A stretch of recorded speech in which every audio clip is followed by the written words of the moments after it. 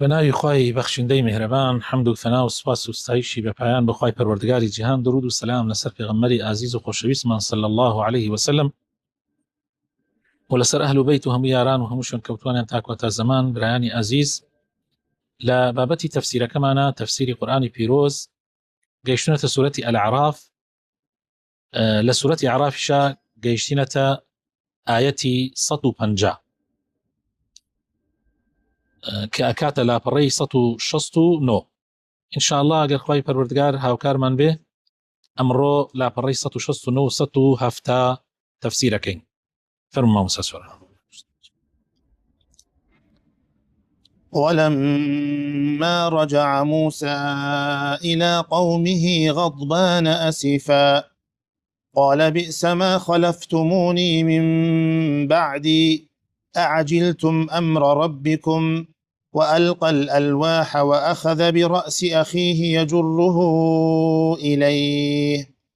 قال ابن أم إن القوم استضعفوني وكادوا يقتلونني فلا تشمت بي الأعداء ولا تجعلني مع القوم الظالمين. دوای ئەوەی کە لە دەرسەکانی پێشوە باسی ئەومان کرد، موسى عليه السلام خوای پەروەردگار وعدێکی لێسەند کە بەرنامە و یاسا بۆ بەنی ئیسرائیل دابەزێنێ، مەوعیدی 30 ڕۆژی لێ وەرگرت، پاشان 10 ڕۆژیشی زیاد کرد. لە ماوەی ئەو 10 ڕۆژەیە سامری و کۆمەڵێک لە هاوڵانی بتێکیان دروست کرد، گایەک لەسەر شێوەی گایەک لە ئاڵتوونی دەوروبەری با بڵین خۆیان، و دەستیان کرد بە پەرستنی ئەو بتە. چۆن داوایان لە موسا کرد وتیان اجعل لنا ئیلاهن کەما لەهم ئالیهە. کاتێ موسا عليه السلام پێی فەرمون ئێوە چی ئەڵێن، ئەمە چۆن شتی وا ئەبێ، بەڵام ئەوان خۆیان بە تەطبیقی عملی کردیان. وتیان موسا تر ناگەڕێتەوە. سامری وتی من قبضت قبضة من أثر الرسول فنبذتها وكذلك سولتني نفسي. تەواو موسا تر ڕۆی ناگەڕێتەوە، ئیتر من ئەو ئیشەتان بۆ کەم کە ئێوە حەستان لێ کرد کە خوایەکتان بۆ دروستەکەم لەسەر شێوەی گوێرەکەیەک و دەستیان کردە پەرستنی. خوای پەروەردگار موسای ئاگادار کردەوە کە حاڵەتەکە بەو شێوازەتانێ. جا کاتێ موسا گەڕایەوە لە کێوی تۆر بە تووڕەیی، طبعاً بە تووڕەیی و خەفەتێکی زۆرەوە گەڕایەوە ناو هۆزەکەی. قال بئس ما خلفتموني من بعدي، تێی خوڕین و فەرمووی بەڕاستی لە دوای من ئێوە جێنشینێکی زۆر زۆر خراپ بوون. چۆن ئەو کارە خراپە ئەنجامەدەن، چۆن ئەو کارە ناشرینە ئەنجامەدەن کە بتێک دروستەکەن و پێ ئەڵێن خوا ئاینی منتان گۆڕی. ئەعجلتم ئەمرە ڕەبیکم، ئاخۆ ئێوە پەلەتان کرد، سەبرتان نەبوو، تەحەمولتان نەبوو ئەو 40 ڕۆژە تەواو بکەم من و فەرمانی پەروەردگارتان بۆ بێنم و یاسا و دستوری خوای پەروەردگارتان بۆ بێنم. لە تووڕەیە موسا عليه السلام ئەمەنە یعنی خەفەت، یعنی پڕ لە دڵی پڕ بوو، خەفەت و داخی زۆر بوو. لەو حەکانی هاوێشت هەوایدا، یعنی بە کوردی گەرمیانی لا ئێمە هەوایدا و ئیتر زۆر تووڕە بوو، کردی بە سەری بە قژی سەری. لە ئاەتێکی تریشا ڕیشی هارونی برایە و ئەخەذ برأس أخيه يجره إليه، ئاوە سەر و ڕیشی ڕائکێشا بۆ لای خۆی بە تووڕەیەوە. هارونیش فەرمووی قال ابن أمة، أي کوڕی دایکم، ئەی کوڕی دایکم. طبعا لێرە زانایان بەعام ئەفەرمن هارون برای دایکی و باوکی، برای دایکی و باوکی موسا بووە. هارون برای دایکی و باوکی بوو، بەس لێرە بۆچی وای فەرموو؟ بۆ ئەوەی سۆز و بەزەیی ڕاکێشێ. زۆربەی جار یعنی دایک ئەی کوڕی دایکم، یعنی وەکو چۆن بڵێ لەبەر خاتری دایکم. فەرمووی إن القوم استضعفوني، فەرمووی قەومەکەم خولیای گوێرەکە پەرستی بوون، عاشقی گوێرەکە پەرستی بوون، تێکەڵ ناو دڵیان بوون، گەیشتە حەدێ حتا زۆریان لێسەندم و لاوازیان کردم و بێدەسڵاتیان کردم. و کاتێ من مناقەشەم لەگەڵیان ناکرد، حەزم ناکرد بگاتە دەست، هەر بەدەم مناقەشەم لەگەڵیان ناکرد خەریک بوو بنکوژ. و بۆیە وەکو لە ئاەتی ترا ئەفەرمێ بۆیە من دەستم بەکار نەهێنا و بنی ئیسرائیلم نەکردە دووبەرەوە ئەوەی کە مسلمان بێتە ئەم لاوە ئەوەی کە کافر بێ بڕاتە ئەو دیم یعنی ئەوەی لەگەڵ ئێمە بێتە ئەم دیم و ئەوەی لەگەڵ سامریایە بڕاتە ئەو دیم بۆیە ئەمەم نەکرد تاوەکو نەبێتە هۆی تەفریقا تۆ بڵێ تەفریقەت خستە بین بنی ئیسرائیل جا تەفریقا خۆشەویستەکانم ئەگەر دروست بوو زۆر خەتەرە لەوانەیە هارون عليه السلام بیری لەوە کردبێتەوە کە ئەم شیرکە کە ئەوان کردویانە کۆمەڵێک لە بنی ئیسرائیل کردویانە مدەیەکی کەمە و تا موسا ئەگەڕێتەوە حەلە بێ بەڵام تەفریقەکە ئەگەر دروست ببێ خوێن ئەگەر ڕژا بە ئاسانی ساڕێژ نابێتەوە بۆیە ئەوەی پێ باش یعنی ئەمە خەڵێکە تەبعاً زۆر گرنگە برایان ئەم خاڵە زۆر گرنگە ئێمە ئاگامان لێ بێ جاری وهەیە تەفریقە دروستکردن و دووبەرەکی نانەوە لە لاو قەومێکە لە شیرک خراپترە ئێتر چجا لە شیرک وە خواردتر بۆیە ئەبێ زۆر ئاگامان لێ بێ إن القوم استضعفوني يعني وكادوا يقتلونني خەریک بۆ بشم کوژن فلا تشمت بي الأعداء دەسا تۆیش کارێ مەکە دڵی دوژمنانم پێخۆش بکەی ولا تجعلني مع القوم الظالمين ومنیش مەخەرە ڕیزی زاڵم مستەمکارانەوە تاوان لە منە نییە يعني وەکو چۆن بڵێ نە من و نەوانشی کە لەگەڵ ئەما بوون طبعا کۆمەڵێ لە بنی ئیسرائیل ئەو ئیشانە کرد ئەگینا کۆمەڵێکی تریان هەر لەگەڵ موسا و لەگەڵ هارون ئەمانەوە عليه السلام و ئەشیان زانی موسا گەڕێتەوە قال رب اغفر لي ولأخي وأدخلنا في رحمتك وأنت أرحم الراحمين کاتێک موسا عليه السلام بۆی دەرکەوت کە مەسەلەکە لە دەسڵاتی هارونە نەبووە فەرمووی پەروەردەگارم لە خۆم و لە براکەشم خۆش بە طبعا ئەوانیشی کە لەگەڵیان نابوو و بمان خرە ژێر ڕەحمەتی خۆت من خرە ژێر سۆز و میهرەبانی خۆتەوە و ئەنتە ئەرحەم الراحمین بەڕاستی هەر تۆی خاوەن ڕەحم و خاوەن سۆز کە سۆز و ڕەحمی خۆت بەسەر بەندەکانتە ئەبارێنی إن الذين اتخذوا العجل سينالهم غضب من ربهم وذلة في الحياة الدنيا وكذلك نجزي المفترين بەڕاستی ئەو کەسانەی کە گۆرەکەیان پەرستوو ئەویان کردە نعوذ بالله خوا و دەستیان کردە پەرستنی ئەوە بێگومان لە دوا ڕۆژە بەرت و ڕێی پەروەردگاریان ئەکەون و لە دنیایشا سەرشۆڕ و زەلیل ئەبن و هەروەها هەر کەسێک بەدەمی خواوە درۆ بکە و هەر کەسێک بە ناوی خواوە درۆ بکە ئاوا سەرشۆڕ و زەلیلەکەین لە دنیا و لە ئاخرەتە طبعا ئەوە درۆی سامریە لێرە سامری و هاوڵەکان یەکرێتەوە والذين عملوا السيئات ثم تابوا من بعدها وآمنوا إن ربك من بعدها لغفور رحيم و ئەو کەسانەشی کە تاوانیان کرد و هەڵسان بەو گوناحە و هەر گوناحێکی تریش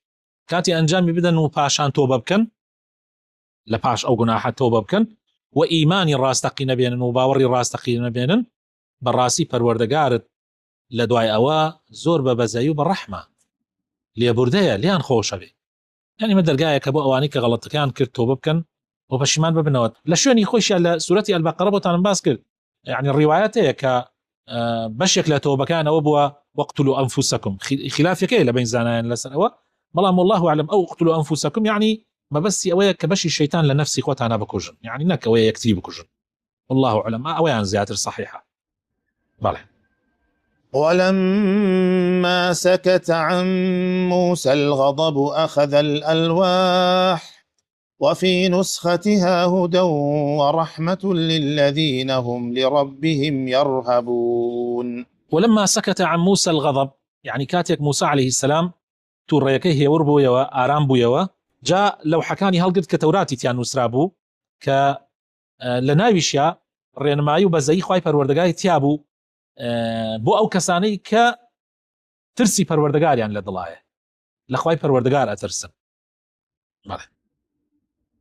واختار موسى قومه 70 رجلا لميقاتنا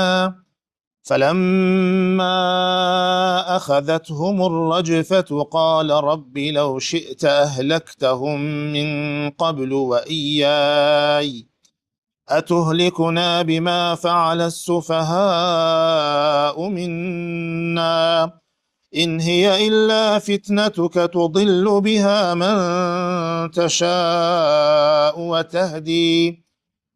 إن هي إلا فتنتك تضل بها من تشاء وتهدي من تشاء أنت ولينا فاغفر لنا وارحمنا أنت ولينا فاغفر لنا وارحمنا وأنت خير الغافرين. پاشەم تاوانە گەورەیە کە بەنی ئیسرائیل ئەنجامیدا، موسى عليه السلام حەفتا پیا و معقولی لە گەلەکەی لە نەتەوەکەی هەڵبژارد و بردنی بۆ لیقائی خوای پەروەردگار بۆی داوای لێبردن لە خوای پەروەردگار بە میقاتێک کە خوای تەعالا خۆی بۆیانی دیاری کرد. حەفتا لەوانەی کە دوور بوون لە یعنی معنای وایە تۆ لە ناو بەنی ئیسرائیلە حەفتا پیاوی معقول و گەورەیان لەگەڵ سامریان نەبووە، یعنی معناوە ئەتوانم بڵێم زۆرێک لە بەنی ئیسرائیل لەگەڵەوە نەبوون. ئەم هەفتا پیا و معقولە بەیەکەوە لەگەڵ موسى عليه السلام چوونە خزمەتی پەروەردگار لە کێوی تر توور، کاتێک کە پەروەردگار قسەی لەگەڵیان کرد وتیان موسى ئێمە ئەمانەوە خوا ببینین، ئێمە باوەڕت پێ ناکەین تا ئەمە پیا و معقولەکانیان، ئێمە باوەڕت پێ ناکەین تا خوامان پێ پیشان نەدەین. طبعا بوومە لەرزەیەک لێدان ڕەجفە هەر هەمویان هەر هەفتایان لەمێ تیا چوون، خوای پەروەردگار هەر هەفتایانی لەناو برد. موسى عليه السلام خەم دایگرت ئەی هاوار،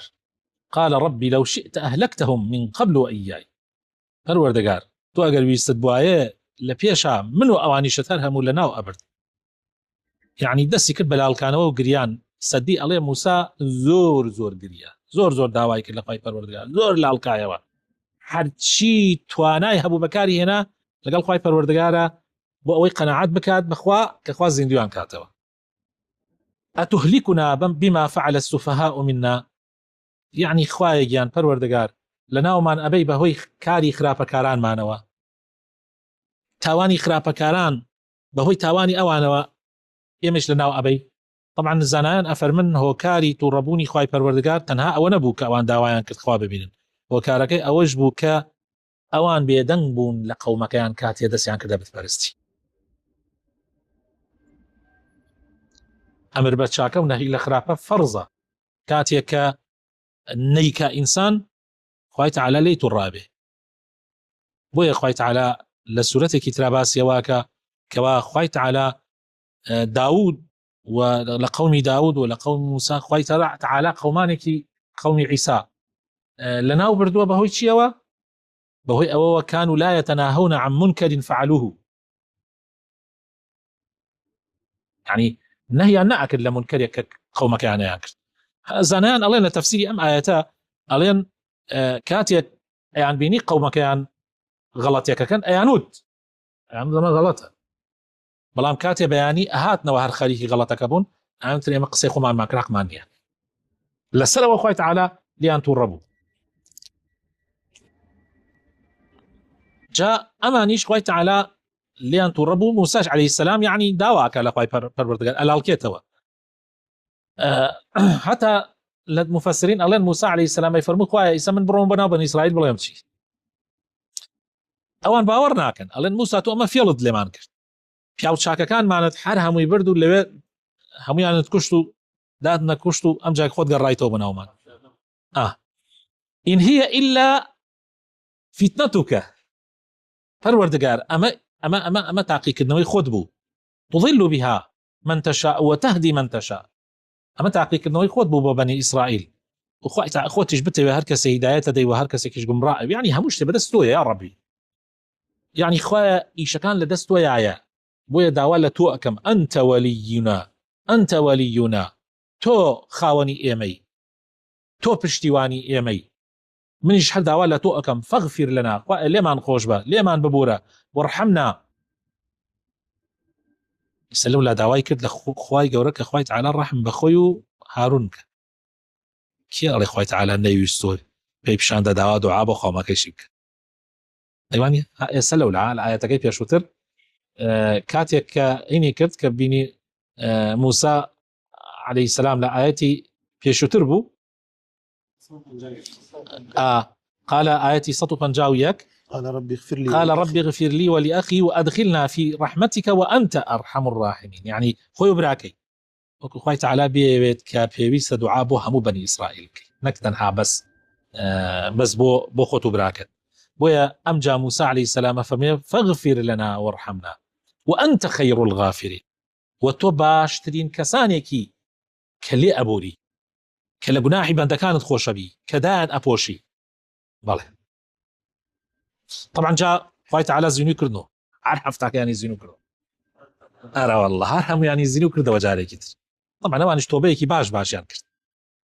بله واكتب لنا في هذه الدنيا حسنة وفي الآخرة إنا هدنا إليك قال عذابي أصيب به من أشاء ورحمتي وسعت كل شيء فسأكتبها للذين يتقون ويؤتون الزكاة والذين هم بآياتنا يؤمنون. أمجا طبعا هالبردوام موسى عليه السلام أفرمي واكتب لنا في هذه الدنيا حسنة وفي الآخرة يعني وفي الآخرة حسنة خواه بومان بنو سلم دنيا تشاكة يعني تشاكة من بنصيبك هر أبدو عاية واخو من أيكين يغمر فيرماني كردوا وخواي پروردگارج لقرآن باسكا ومنهم من يقول ربنا آتنا في الدنيا حسنة وفي الآخرة حسنة وقنا عذاب النار يعني أو دعاء طبعا يكيك لقورترين دعاء كان جاء ليل الشعب همان شوى موسى عليه السلام همان دعاءك وسيلة شي موقفك همان دعاءك يا ملكاتي الطواف بدوري كعبية ألو كاتشت شيكين همان دعاءك ربنا آتنا في الدنيا حسنة واكتب لنا في الدنيا في هذه الدنيا حسنة وفي الآخرة إنا هدنا إليك وإما توبة ما انكر بولايتو قرأينا وبولايتو جاء خوي تعالى فرمي قال عذابي أصيب به من أشاء عذابي خم حركسيك بما يتوش كم لبندكانم حركسي بما يتوش ورحمتي وسعت كل شيء لا إله إلا الله طبعا أنا مجديكي زور خوشة يعني خلق غلط بكال لواني خوي تعالى لغلط كان خوش كريتا برويستي خوي پروردگار بلا من رحمتي خوي تعالى هم مشتكى كريتا إنسان بي أميدنا بلا رحمتي خوي تعالى بردوام أبي أميدت هبي بردوام أبي أميدت هبي چند گناه باري چند تاوان باربي چند كابرا صد زلامي كشتوه نوتو نوي كشتوه أروات لا كسيك عابديك برسيارك كوا خوالي خوش بي كابرا عابد وتي درشو درو خواليت خوش نابي أو شي كشت توربو إنساني كي توريه يعني قبلوا هناك خلقي بيلي برو درو كابرا عابديش بويا رويا عبادتك على أشكوتك بوي فينا تميرو ليك زلامي عطوا بولا ولا كاكا من نوتو نزلامي كشتوه دلي كل هذا روا أمش تور لا توربونا أمشي كشت دواء حرب الريالي ده توبك أم جات شو لاي بياو تشاكيك في يودوتي من شو لاي عالميك في يودوتي من نوت صد كسم كشتوه آية توبان بو هيا فرمي كي أتوانا درقاي توبة داخة كي أتوانا درقاي توبة داخ درقاي توبة كراوية بشو كراوية بو أواني بروش قناحيان كردوه بروش كراوية بو أواني كا بشو قناحيان كردوه حتى روج قيامت حتى خور لأملاوة لرجعوا هالنيت توبة كردن درقاي دان آخر حتى الروح نقا تقروت توبة كردن درقاي دان آخر بويا فسأكتبها للذين أو رحمتي خوما أي نوسم بوكي فرز يكم لسر خوم بوكي بو أوانيك أهلي تقوان بو أوانيك أقرين ولا إخوائي تعالى يعني بو طبعا خوش يسكانم اللي رخوي تعالى بالريار فرضي كردو لسر خوي كالرحمتي خوي برجعني بسر أمس يكس أو كسانيك أمس صفتين تيابي فرضي كردو يعني مجالي تانية أهلي تقوى أوانيك أخوة باريزن. طبعا تقوى خوش بس كان إمامي علي يعني برسالي تقوى لكن فرمي التقوى الخوف من الجليل والعمل بالتنزيل والرضا بالقليل والاستعداد ليوم الرحيل. فرمي التقوى أوي الأخوة بترسي وعمل بقرآن بكي والرازي بوي بكمي دنيايش ودائما لعماد باشي أبي بو قيامة. رسالا لا إمام عمر برسالي لصحابيه كرت فرمي لأبي كري كعب فرمي تقوى تشيا فرمي تقوى قد ببيبتي بشوني دركاوية الريت كردوها فرمي بالي فرمي تشيت كرت فرمي والله زور بوردي الريمك نوكي بانجاكاني بيها خمس سيدة برو بيوم لشتا دركاكانا فرمي أول تقوى لدنيا إنسان أوا عقداري خوي بي فسأكتبها للذين يتقون أما يك دهم ويؤتون الزكاة حقيقة دركا لما ركان يعني عندي العلماء يعني داروني إخوان باكا كانوا لحقد لبغض لقين لحسد ضل إخوان باكا كانوا وسيمش والذين هم بآياتنا يؤمنون وأوانشي كباوري راستقين دينا بآياتكان إيما هر كسيك أماني تيابي رحمتي إخوة واجب أبوي يعني إخوة فرزي كردوا لسر خواه هيش كسي ناتو نشل لسر خواه فرزكا بس خواه لسر خواه فرز كردوا كوابو أو كسانه بي بله الذين يتبعون الرسول النبي الأمي الذي يجدونه مكتوبا عندهم في التوراة والإنجيل يأمرهم بالمعروف وينهاهم عن المنكر ويحل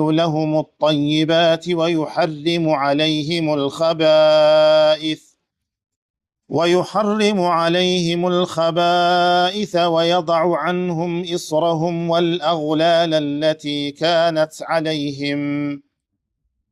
فالذين آمنوا به وعزروه ونصروه واتبعوا النور الذي أنزل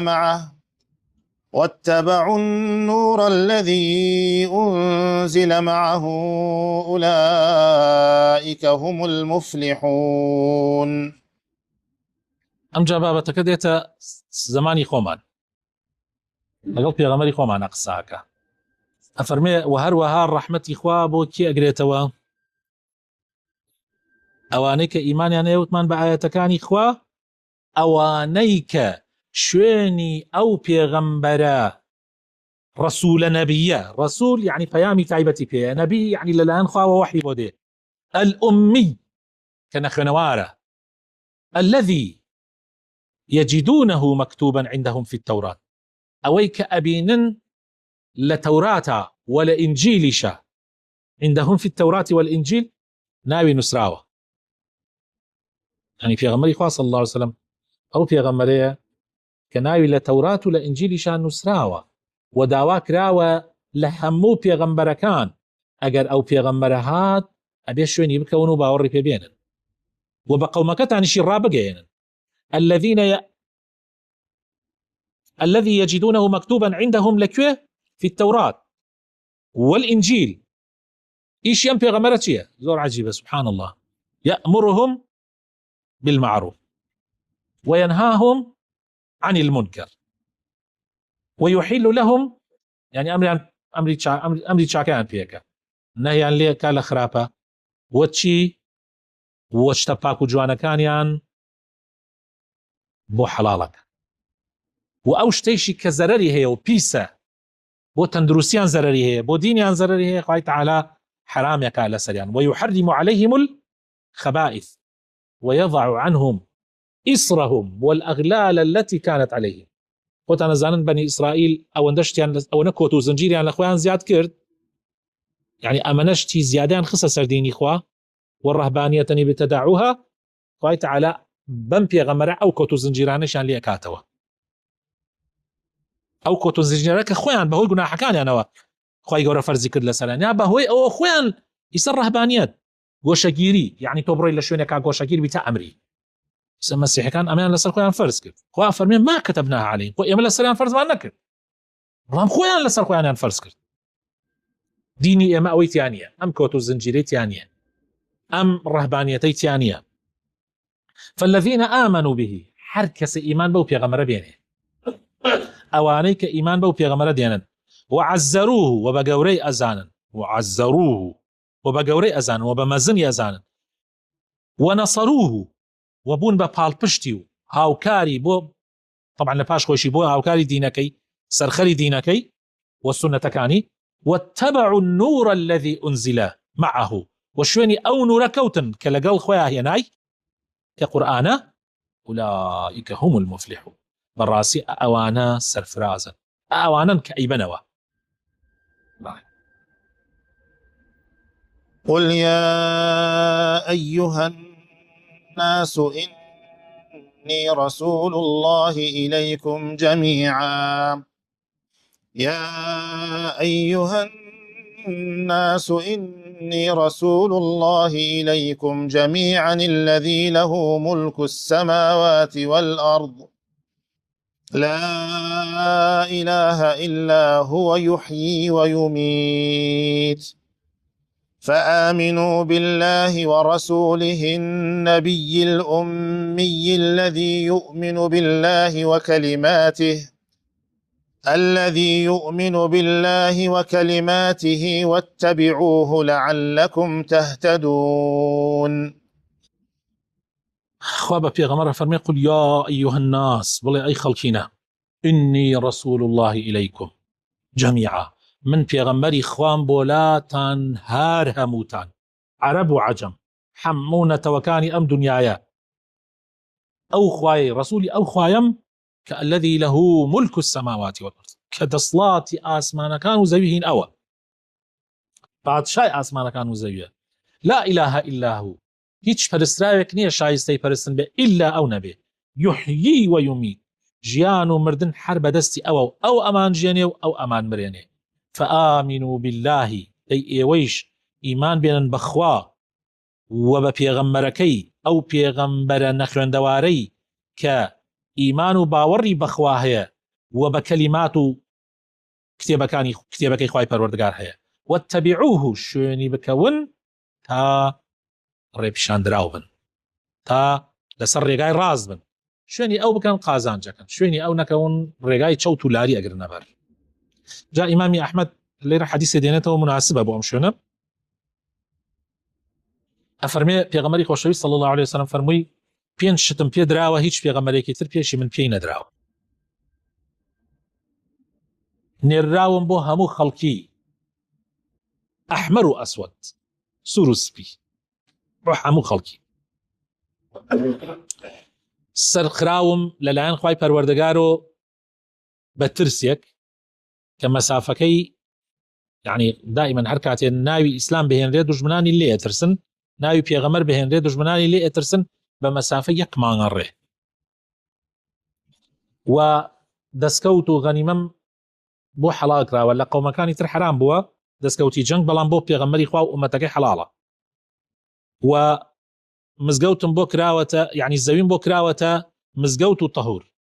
یعنی هەموو پێغەمبەرەکانی تر نوێژەکانیان ئیلا بێ لە مزگەوتا بووایە، بەڵام ئومەتی ئیسلام هەموو سەرزەوی هەم بۆ دەستنوێژگرتن ئەتوانی ئەگەر ئاو نەبێت تەیەموم بکەی، خۆڵەکەی ئەبێت پاک دەکاتەوە، ئەگەر لەشت گران بێ ئەگەر بێ دەستنوێژ بیت، و هەروەها زەویەکەش ئەم زەویە هەر هەمووی جگە لە هەندێک شوێن نەبێ حەمام و ئاو دەست و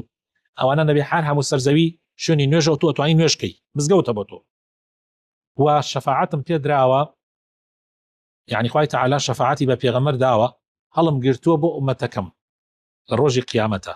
بۆ ئەو کەسانن کە شەریک بۆ خوا قەرار نەدەن، من شەفاعەتیان بۆ ئەکەم لە ئاگری جەهەنەم دەریانەکەم یاخەمە باش. ومن قوم موسى أمة يهدون بالحق وبه يعدلون. ئەمە کۆتا ئاەتی ئەمڕۆمانە، کۆتایەکەی بە شتێکێنا زۆر عەجیبە، یعنی سبحان الله، من یعنی زۆر عەجیبم لەم ئاەتە کورتە هات لەم ئەخیرە خوای تەعالا ئەفەرمێت گەلەکەی موسا ئێمە باسی ئەومان کرد کە خەڵکێکی زۆر لاسار و سەرکەش و نەکبەتیان تایە، بەسوا نەزانن هەر ئەوانەی تایە، لە قەومی موسا و لە هۆزەکەی موسا ئومەت و دەستەیەک هەبوون ڕێگای ڕاست و دروستیان ئەگرنە بەر، كسي چاكن يهدون بالحق ونزاني هم خرابن خلقي چاك ينتيا وتيابون يعني ما بس زياتر اواني قديما يعني وبه يعدلون يعني لسر حق رجال حق ينقطو وداد قريش بحقك ولا يزال حتى لنوجو لك شا اوجو لك هيك إيسا اغلبي يعني هنا خلقاني كانتيا باورن ببيغمر يا زان هرجو لك إيه من أو شعور كابرايا كاتا لا يبجو لك إيماني ما في غمر بوات كاتا ناي في غمر ما صلى الله عليه وسلم وأيوت يا بحيث شويك رازيني من لويك إسا أو تعداي كلينا كلي لفلسطين كلي لأهل غزة كلي قد في من خوشني قد نك من وطنيا أيوت خلقك كي زور لجو لك نار رازي يعني وانا زاني هر ملتك كبري خرابة كاري تيابو همو ملتك خرابة نا خلقاني كانت شاكن بتايبت لقديمة وإيسا شهر خلقي شاكيان تيايا اگر حقيان بورون بكريتوا براسي فرميز بچاوكاني نديد اخوان فاي پروردگار رحم بهمو لايك منكا هدايت من بدا ودامزراو من بكا لسردين دارت يا ربي خوايا قرآن كتب هالي ظلما يا ربي بكاية الشفاعات ومن للرجي قيامتها يا ربي قرآن ببيت الشايد ومن لسرت شاكي كيما عمل من بيكر دبي يا ربي خوايا قرآن خوا پنامان بدان نبيت برهان وبلغيك بسر معنوا كوا إما مخالفة إيمان كردو خوا پنامان بدان